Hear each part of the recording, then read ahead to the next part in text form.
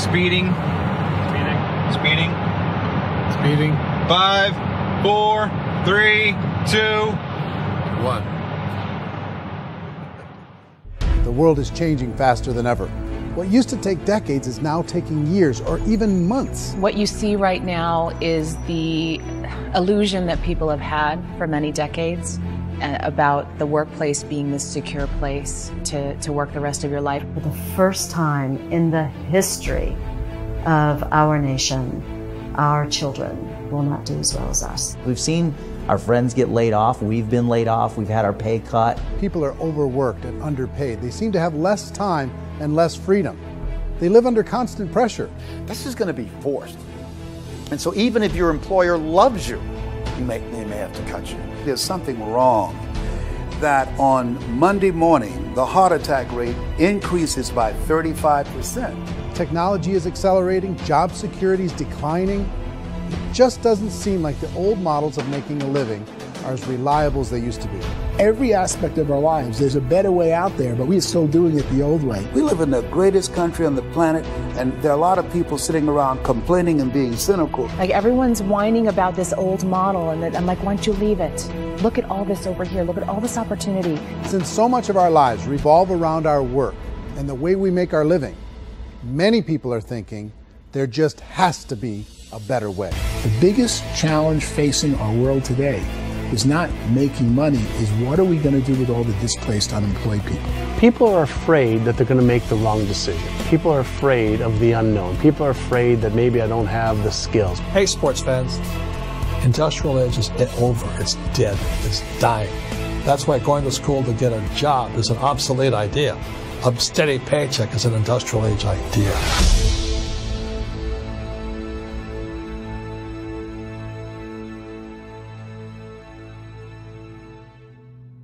It's the search for answers that has brought us here together today. My name is Eric Worre, and for almost 30 years I've been an entrepreneur, struggling at times, but ultimately succeeding. As a best-selling author, speaker, and business owner, I've spent my entire career helping millions of people around the world to become entrepreneurs. And I believe strongly that there is, in fact, a better way when it comes to how we make a living. The career landscape has changed dramatically, and many are still working in a model that is completely out of date. What worked for previous generations isn't working as well for people today. In this film, we're going to explore 3 important questions. First, what's really going on in our working world today? Second, in this new economy, is it better to become an entrepreneur, or is it safer to work for someone else? And third, if a person decides to become an entrepreneur and start their own business, how can they do it without taking on massive risk? To help in this journey, I've brought together some of the greatest experts and thought leaders in the field of entrepreneurship to share the real facts with you. My intention is to give you new information that will allow you to make choices that are not limited by an old, outdated model. Let's start by understanding what's going on in our working world today.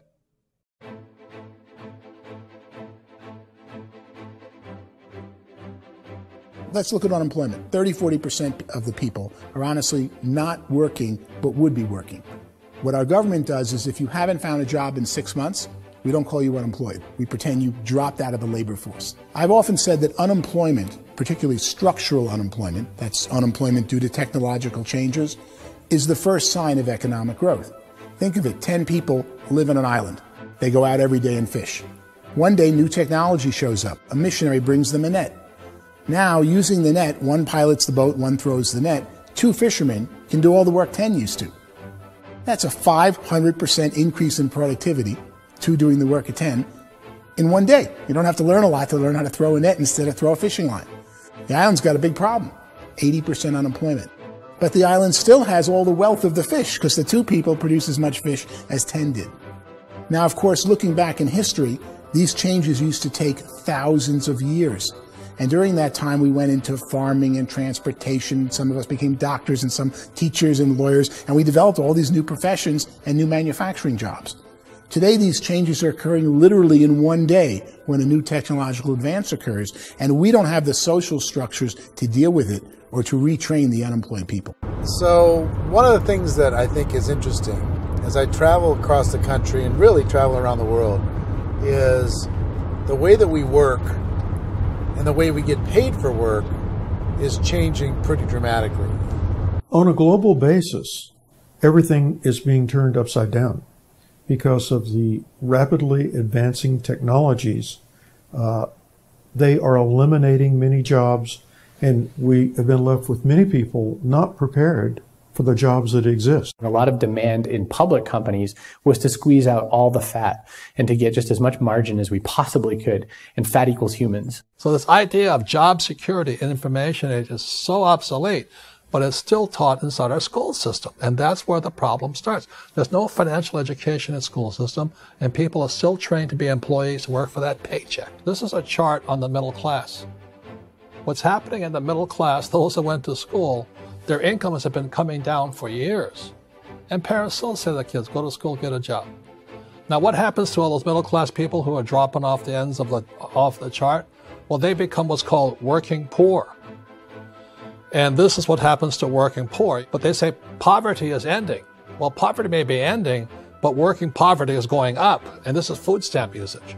So food stamp usage in America is going through the roof right now because people cannot earn what they call a living wage. Most people have experienced financial pressures that I think are probably greater than they have been in the past. If you're not working for yourself, then it's going to be a pretty hard road for a lot of people. Today, if you're going to control your future, the 40-40 plan is gone where you can graduate from college and get a job and work for 40 hours a week for 40 years.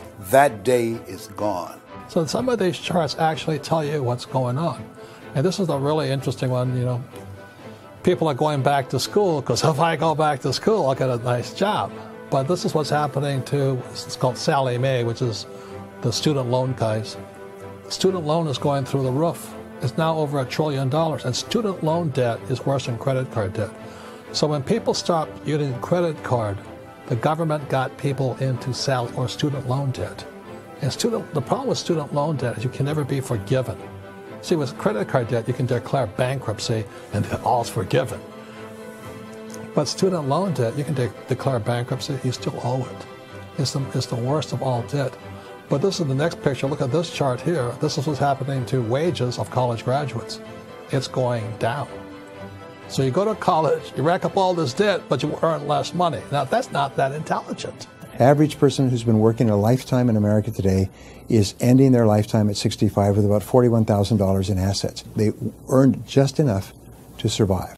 I think in the United States we have something like $17 trillion in debt. That's just the federal government debt. We got another 2 in municipal and in other, let's call it almost 20 trillion government. We've got 40 trillion in private debt. That comes up to close to 60 trillion. When you then add something we never had before, what you were talking about, when we look at the unfunded portion of Social Security and primarily Medicare, Medicaid, that at the most conservative estimates from outside firms, Kleiner Perkins, 67 trillion and growing. That's more than all our other debt. There's less conservative estimates that say it's 84 trillion or higher. I added up conservatively $127 trillion in total debt. Debt is a financial drug. When you take it to excess, it's like taking a drug. Yeah, it makes you feel better, it enhances your performance, but at a huge cost, eventually it kills you. And so that's what happens. We keep doing more and more debt, and you get less and less results, just like a drug, until the debt gets so high that it crushes the whole system. That's where we're at, 8.2 times GDP. You know who I feel sorry for? I feel sorry for the person who dreads going to work, who is sick to their stomach on Monday morning, who hates their alarm clock, who gets a little glimmer of hope on a Wednesday because it's hump day and says, thank God it's Friday. And they live for those 2 days a week where they get to be themselves and they don't have to be around people they don't like, and they don't have to play the political game in the office, and they don't have to live this half life. The person that works 50 weeks a year just to be able to have the 2 weeks for vacation. And you know what happens to most of them nowadays? They don't have a vacation. They have a staycation. They have time off of work, but they don't get to go where they want to go because they're overextended. They've got all this debt. They got all this situation. They hate their alarm clock. They can't sleep until they're done. They have to spend most of their life in traffic. I feel sorry for that group of people because there's a better way. They just don't know it. I see this really interesting attempt at rugged individuality in a 6x8 rectangle. And I feel like you're all the same, except for the little push pins of the pictures. There's different pictures. Yours is named Jenny and his is named Sujara, but it's the same people. And this is how they are, and they're just like the zombies, and there's no joy in there, there's no fun. There's always like the wacky woman who decorates her cubicle, and that's the most she can do there. You got to give her credits, right? The wacky cubicle woman. The basis for their life is worry. I'm worried, you know, maybe I'll get fired. I'm worried maybe my company will go out of business. I'm worried I can't keep spinning the plates on paying the bills. I'm worried about how do I send my kids to college. I'm worried, what if the transmission of my car breaks? That's, you know, 2 or 3, I can't fix it. People live in a sea of worry, and it eats at them. Those signs that people held up during the Depression didn't say looking for gainful employment in a cubicle. It said looking for work. Work is what we're looking for. Job is just a unit of measurement. Work is what we're going after. It's time to look in the mirror and say, it's not the economy, it's my economy. It's my little world of where I am. I need to improve. I'm not going to wait for the economy to come back because, frankly, the economy is doing great in this country. So I'm here on Wall Street, the financial center of the universe, the financial capital of the world. This is where most people's money goes to at least be held for a time, right? With interest rates in banks being effectively zero, and many experts are predicting it's going to stay at zero for the next 10, 20, even 30 years, people feel like they don't have any choice but to put their future into equities, to put their future into the hands of other people on this stock market, and hope that the stock market goes up, hope that the stocks that their advisors pick or that they pick goes up. That's one way to go, I guess. It's my personal belief that if you put your future into the hands of yourself, in other words, you have earning power by yourself, I think you're a better investment than these guys. I think you controlling your future is a better option than handing over your retirement to these guys. The average household income in the United States is approximately $50,000 a year, what they call the middle class. To reach the top 25% of income earners, you'd need to earn at least $90,000 a year. To reach the top 10% would be a household income of $140,000, the top 5%, $190,000, and to be in the top 1%, you'd need a combined household income of at least $380,000 a year. So here's the question. What do you think would give you the best chance to move up and get to the top 10%, the top 5%, the top 1% or beyond? In my opinion, and in the opinion of many, many experts, the answer is to become an entrepreneur, to become your own boss. I think you have to be a business owner. I can't, the only time I ever say to someone it'd be great to be an employee is when they've already told me they've surrendered. I only tell people who are wounded spiritually that they should be an employee. And it's that feeling that you get when you pick up the backpack off the little Cub Scout and say, "Don't worry, little guy, we'll get you back to the camp." You know, it is in no way a kindness when I tell someone they'd be a great employee. The other status symbol really increasingly is lifestyle. And people can own their own business, maybe even work out of their house. That, I tell you, people admire that. Like, gosh, I wish I could do that. The spirit of the entrepreneur is to be a risk taker and to be resourceful and unstoppable and to have a vision of yourself beyond where you are and not willing to settle for life as it is. Think about the great entrepreneurs. They're visionary. They have heart. They're willing to do today what others won't so they can do tomorrow what others can't. Personally, I don't think of the new economy, the old economy. I create my own economy. The entrepreneur's in control. I decide what the economy is going to be like. In the world of entrepreneurship, there are no limits. You can make as much as you want, depending on how much you want to work and how smart you are and how great a team you put together.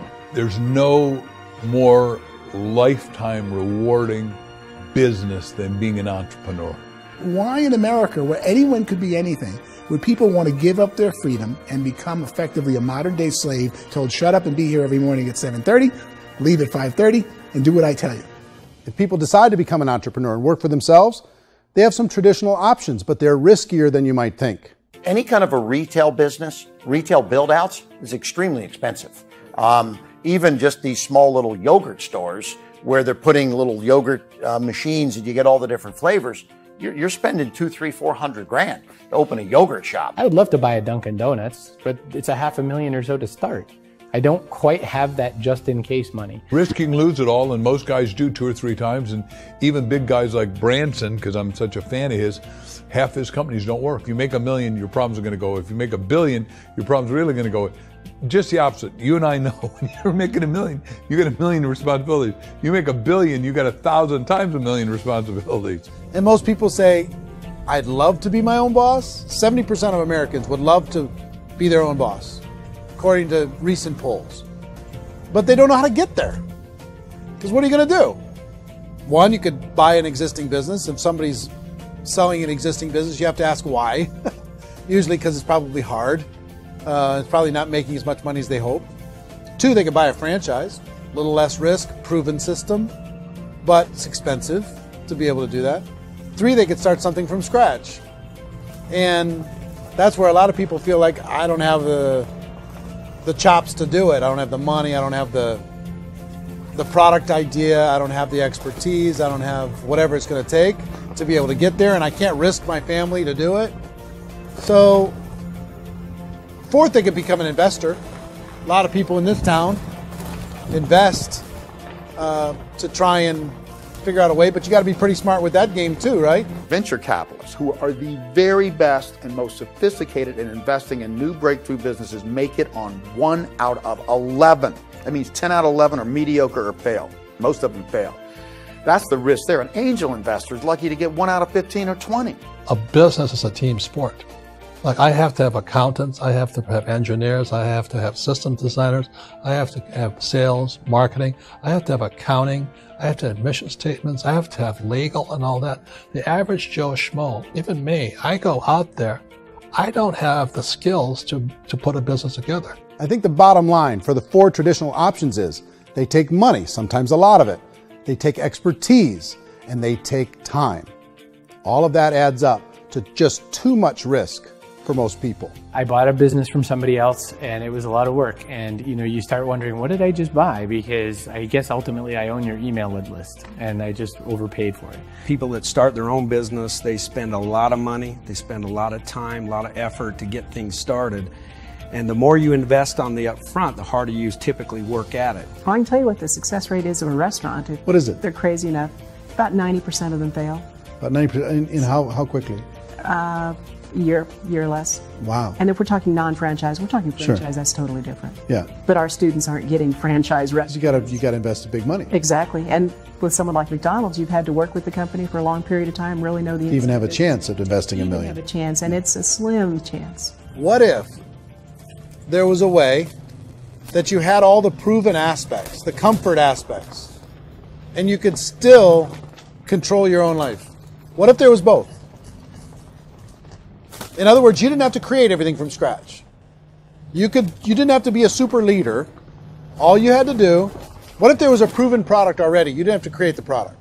And there's a proven system already, proven training already. Everything except an employer. That was the only thing that you didn't have. Do you think more people would be open to working for themselves in that environment?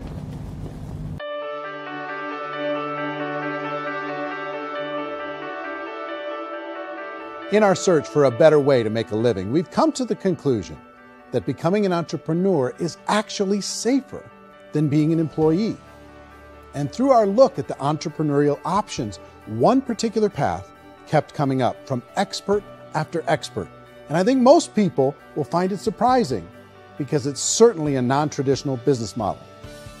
That model is for people to start their own business and become an entrepreneur through the creation of a network marketing business.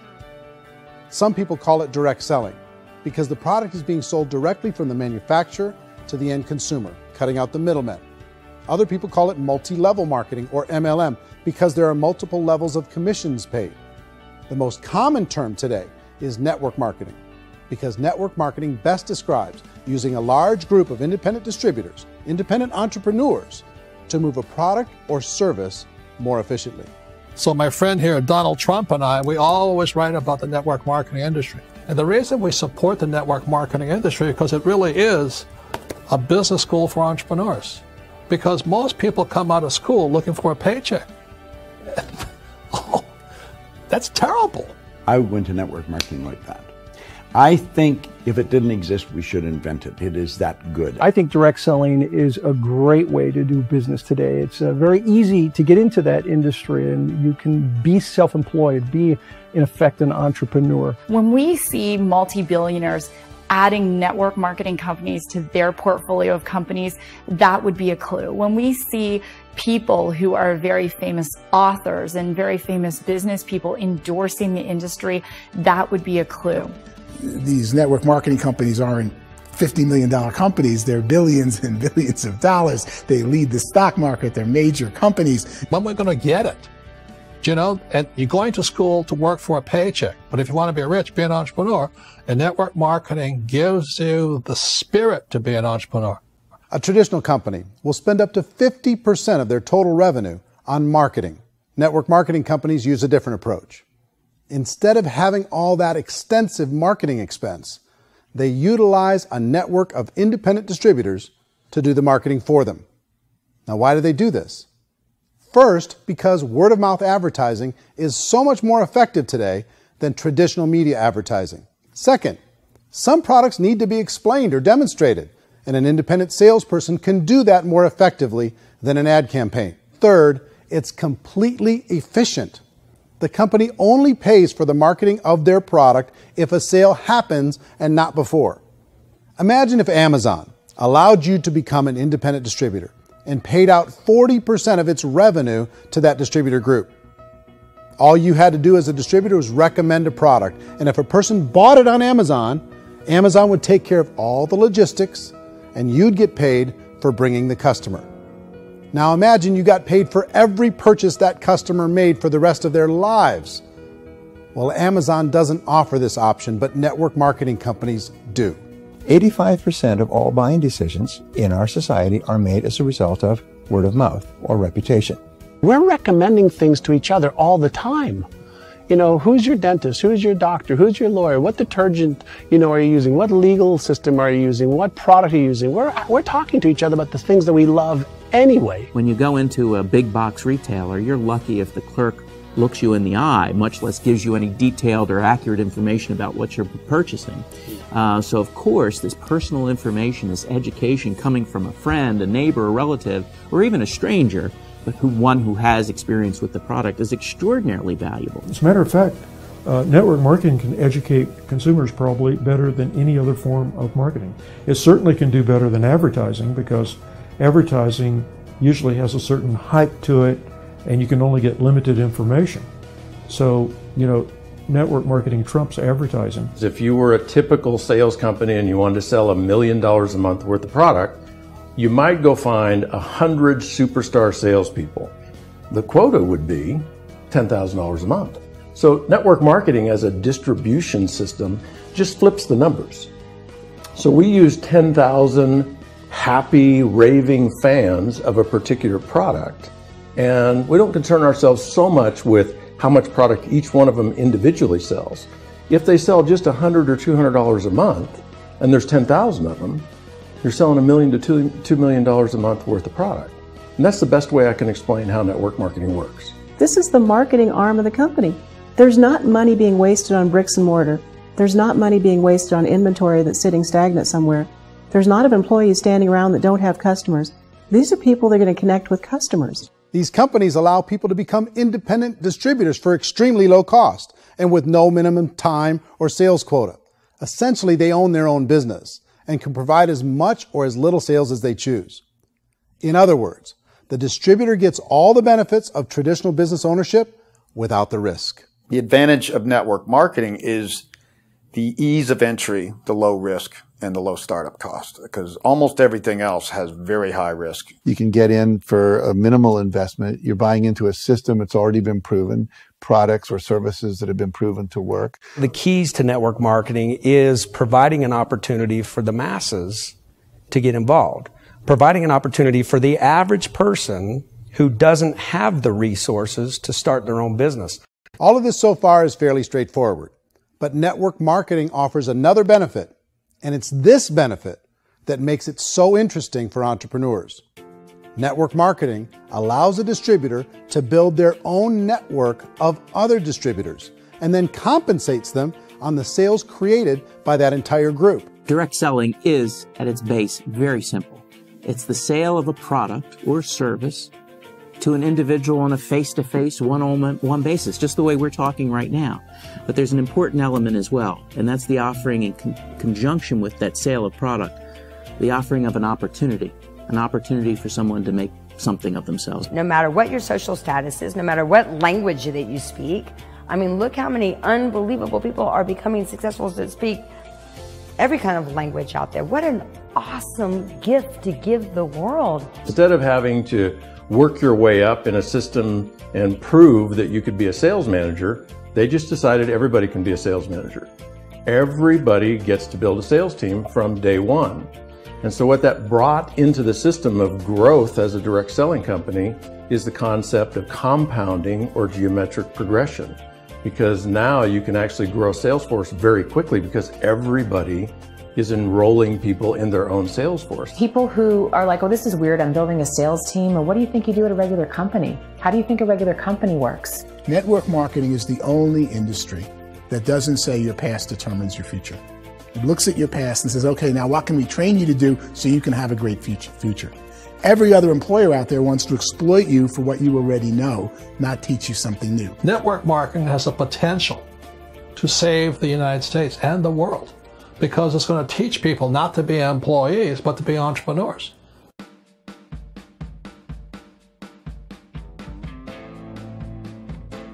According to the Direct Selling Association, if you add up all the network marketing companies around the world, they combine to do over $178 billion a year in retail sales. To give you an idea of how big that really is, the NFL, the National Football League, does approximately $9 billion a year. The music industry does a little more than $16 billion a year, and the movie industry does about $80 billion a year. Using a conservative average, network marketing companies pay their distributors about 40% of that $178 billion in the form of commissions, which adds up to more than $71 billion a year. That's almost $6 billion a month. It's almost $200 million in commissions every single day. So it's certainly working, and people are making serious money in network marketing. With the growth of the direct selling industry over the last 10, 15, 20 years, we've seen a broader understanding of the channel. We have seen more and more people getting involved in the business. So our penetration in the marketplace has increased, and thus the understanding in the marketplace of who we are has increased. And we've seen non-direct selling companies look at the direct selling model and say, something's going on there. People are making money. Companies are being profitable, individuals are being motivated, product is being delivered to market. Maybe we should explore this.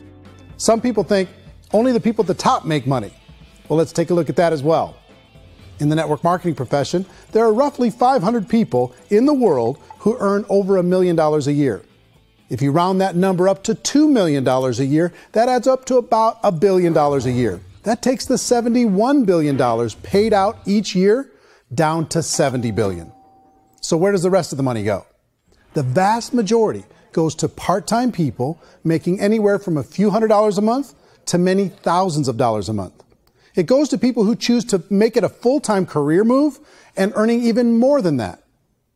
Every day, people are using the money they earn through network marketing to pay off debt, have more fun, and improve the quality of their lives. Everyone I know in network marketing has been doing that since the 50s.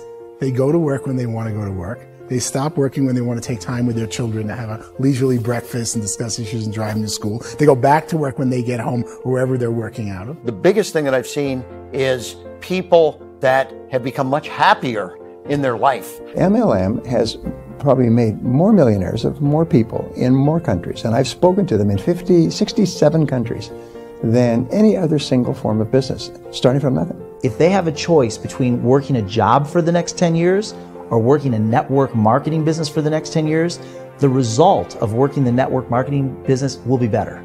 A lot of people within the industry go on and make this a career and do extremely well at it. Network marketing has been nothing but good for everyone I know that's been involved with it because they did it seriously and they played full out and they've been very successful. It's been a constant barrage of success stories and people showing off stuff they got as a result of it. How many people are involved? Approximately 16 million Americans and 96 million people around the world are currently participating in network marketing. And in a recent poll, 82% of those people report a good, very good, or excellent experience with network marketing. So people are happy.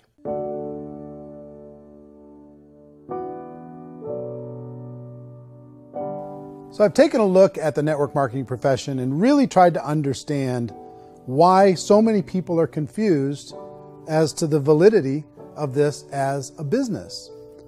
One is this pyramid shape. People get really messed up with this pyramid. Oh, it's one of those pyramid things. So I just think there are a lot of haters out there who really don't understand the industry and say, oh, it's a get-rich-quick scheme. It's a pyramid.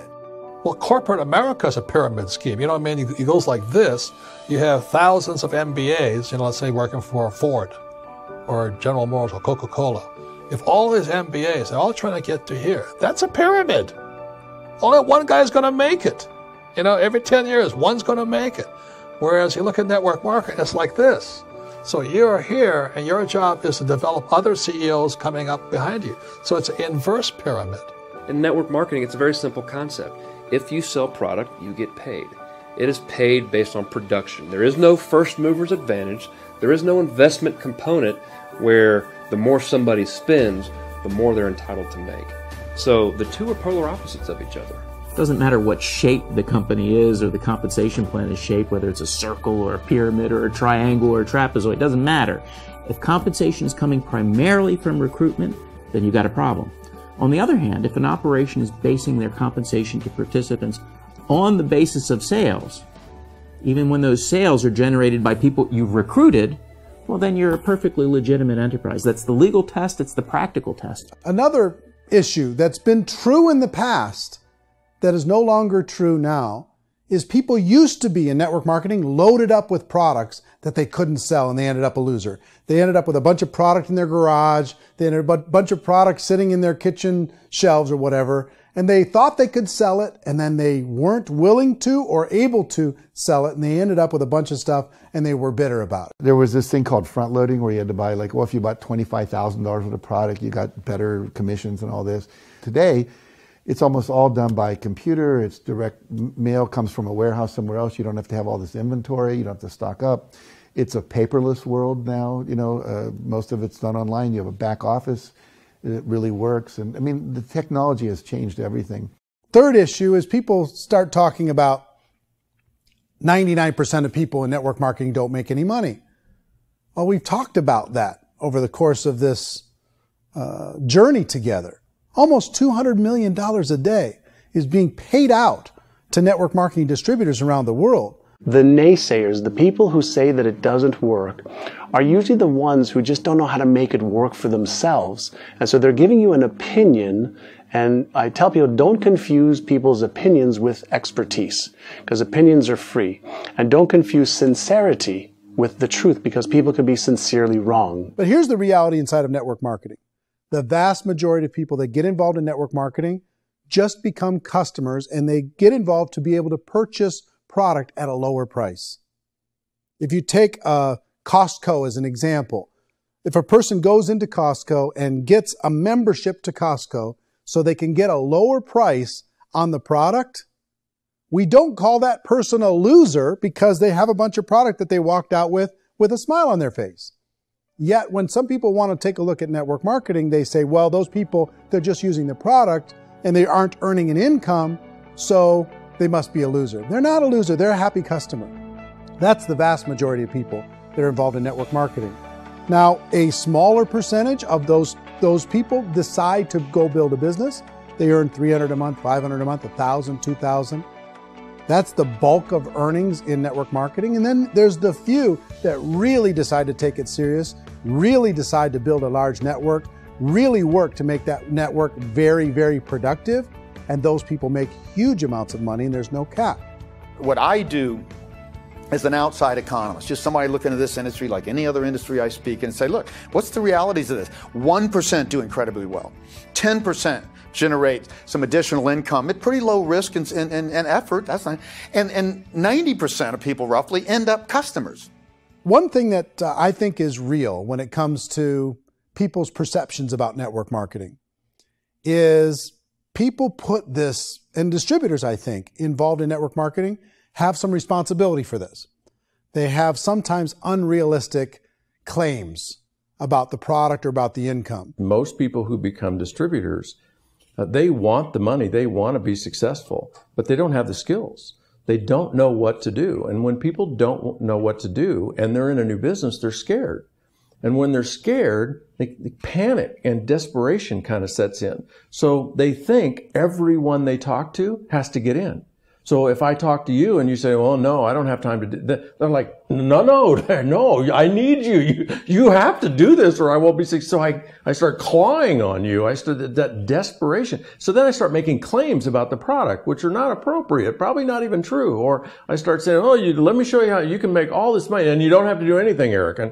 And so you just totally misrepresent the opportunity and you're clingy with people because you think you need everybody to be successful, and you don't. You know, one of the messages that I try to deliver most forcefully to companies as well as salespeople in direct selling is that you don't have to overpromise. The reality is in network marketing, there's a lot of hard work involved. There's a lot of effort. You're going to have to develop yourself. It's a business like anything else. It's going to take some time, but in my opinion, it's better.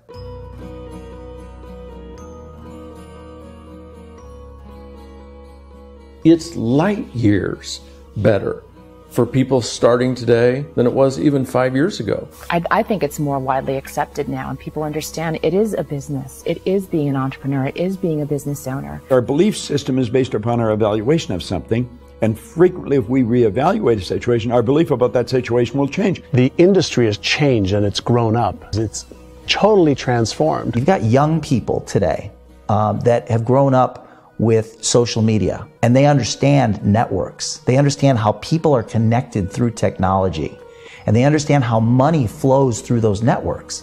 So when they see network marketing, they don't see it the way their parents saw it. And we've all learned, the larger industry that you represent, has all learned from those mistakes and flaws and errors that have happened early on. Early algorithms didn't work the right way.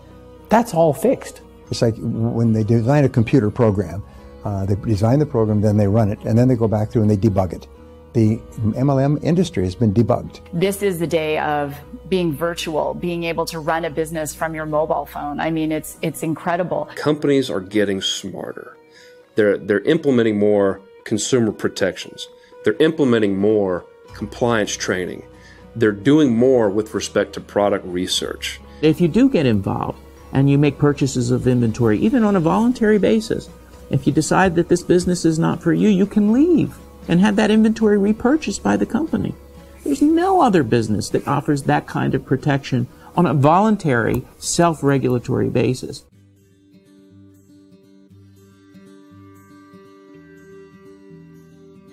If you decide to look further into a network marketing business in order to generate more cash flow for your family, I would recommend reviewing the following 4 elements.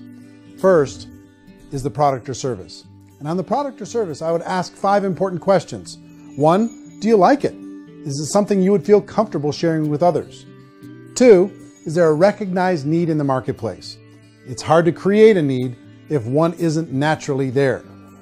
3rd, does the product meet that need? Does it solve a legitimate problem for consumers? And 4th, is it priced to sell? Can it compete in the marketplace?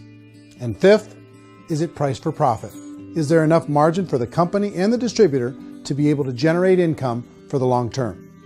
If you can answer the questions on the product to your satisfaction, the next element to consider is the company itself. Is it well run? Do you believe in the founders or the management team? Do you feel they have what it takes to go all the way? See, it doesn't matter how good the product is if the management can't take care of the company. Good management can change with the times. They can handle adversity. They can make good decisions. Make sure you choose a company that can serve you for a long time. The third element to consider is the compensation plan. And with that, there are 3 important things to look at. First, a brand new person needs to be able to generate some money fairly quickly. It may be an obvious reason, but you can probably imagine the ripple effect of a distributor getting involved and having even a small victory fast. That can only help with the overall success of the organization. Second, a person should be able to develop a moderate part-time income in a reasonable period of time. As they develop their network and as their sales grow, they should be able to enjoy more benefits. And third, for the people who are really serious, for those who decide to really go pro in the network marketing profession, there should be the possibility to make a serious full-time income if they work hard and are committed to developing their skills. If you're comfortable with the product, the company, and the compensation plan, the last thing you should look at is the support that will be made available to you. Does the company have a website? Does it have a solid online reporting tool? Do they have comprehensive training available? Do they host events to help you build your business? If you decide to do this, what kind of a support system can you plug into? Choosing a network marketing company is a personal decision. But evaluating the 4 elements of product, company, compensation plan, and support is a great place to start. Is the company promising that you're going to get rich quick or that you can make a lot of money without a lot of effort? That's a red flag. Is there a product that you really believe in that you think can be sold? Or are you being told by salespeople or the person who's trying to recruit you or by the company itself that don't worry about the product, all you have to do is recruit other people into the business? Red flag, warning sign. If you're hearing that, take a second or even a third look. Get to know the customers, the products, the business, have some success, and see where the opportunities might take you to move up in the organization. You want to find out how concerned are they about my education, my training, and my development? Is there a space for me to grow? Most important question. Learn everything that you can about the product. Make sure it's something that you believe in, and learn everything you can about the industry and work that system. You have to be very passionate about whatever that company is doing. I would get involved. You can always test drive anything, the product, the service, the community, and then lean into it a bit. If it feels good, then lean into it a lot. Behind me is the Lincoln Memorial. And this is a place where Martin Luther King Jr. had his famous I Have a Dream speech. And at that speech, he talked about his dream for equality for everyone around the world, and that's a noble dream. But I think more people need to remember what it was like when they were kids and the dream was still alive in them. Before it got beaten out of them by reality, by this paycheck, by these responsibilities, and by having to live for this job to pay the bills. I think people need to remember that, go back to that. Once they know that there's a better way, I think their future is going to be much brighter. They can live a better life.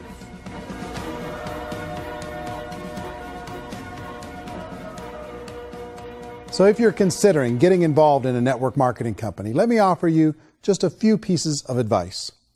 First, network marketing isn't perfect. It's emotional, it's challenging. Like any entrepreneurial venture, it can have its up days and its down days. But if you have an entrepreneurial bone in your body, it's just better. Second, if you're going to do it, decide to be professional. Decide to go pro. It's better to do that than just be this amateur sticking your toe in the water. Third, as any professional, you're going to have to learn some new skills. And I promise you, inside of the network marketing profession, they're not too difficult to learn. Fourth, like anything worthwhile, it's going to take some time. Don't expect that you're going to get to the finish line right out of the gate. And fifth, it's worth it. It's worth it to be able to take charge of your life again. It's worth it to be able to control your own financial situation. It's worth it for the people you're going to be able to spend time with. It's worth it for the things you're going to be able to see and the experiences you're going to be able to experience. It's worth it for the causes you're going to be able to contribute to, the lives you're going to be able to touch, the customers you're going to be able to help, the friendships you're going to be able to develop. I promise you, it's worth it. Remember, most people are searching for answers just like you are. But I do have to tell you the catch to network marketing. If there is a catch, if you want to understand this from an emotional point of view, people say, well, it sounds too good to be true. It's not. It's hard work. But here's the catch. Most people still don't understand it. So you're going to have to endure the loss of social esteem from ignorant people. The uneducated will think less of you. Now, if you can handle that, you're on your way. If that's going to destroy you, you know what? Entrepreneurship in general probably isn't in your future. If you can face that catch, you can become unstoppable. I want everyone to really contemplate this if they're not in network marketing. You're in a job, you probably have a mortgage, you have rent, you have debt, whatever's going on. You're in a prison. You work just hard enough to keep them from firing you, and they pay you just enough to keep you from quitting. Come on! I've been there, done that, and bought that t-shirt. In network marketing, if you run into failure, it's really just a homework lesson for yourself. There's no one to blame. You really have no excuse not to be successful. You just don't. People don't want to hear that, but there's so much available to you. If you want to be a good network marketer, be a student to the people above you, be a fellow traveler to the people on the same level, and be a teacher to those below, and know when it's appropriate to do which. People who are not afraid of asking people to buy things, or not afraid of persuading people with the chance they may say no, these people own the future. Nothing happens until something moves. So you got to go move, you got to go do something, or nothing's going to change in your life. In the beginning, you're going to do a lot of things that you don't get paid for. But as you go down the road, you get paid for a lot of things that you don't do. And your job is rehabilitate the spirit, the entrepreneur spirit in all of us. Get it back. Either give it a strong yes or a strong no, but no wishy-washy, dilly-dally stuff in the middle. There's dreams and there are nightmares, but I believe that the biggest nightmare of all is when you don't pursue your dream. You're going to see some monumental growth in this profession. It's an exciting, exciting time to be involved with the network marketing profession. The next 10 years, I see just exponential growth. When that tipping point comes, it's not a matter of asking somebody, have you ever heard about network marketing? You're really asking them, which company are you building your wealth in? We are here to fix the world, to improve relationships with other people, to improve other lives. And the real reward comes as an entrepreneur in any level from teaching somebody something and watching them soar. There is no greater reward.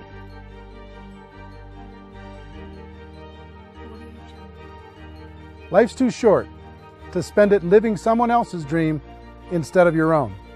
It's too short to spend it living at a fraction of your potential. Can being an entrepreneur be a challenge at times? Sure. But here's what you get in exchange. It can be yours. Something that you built, something that you created, something that you made happen. This balloon represents your dream. It represents entrepreneurship. My wish for all of you is that you would reach out and grab it. The choice is up to you.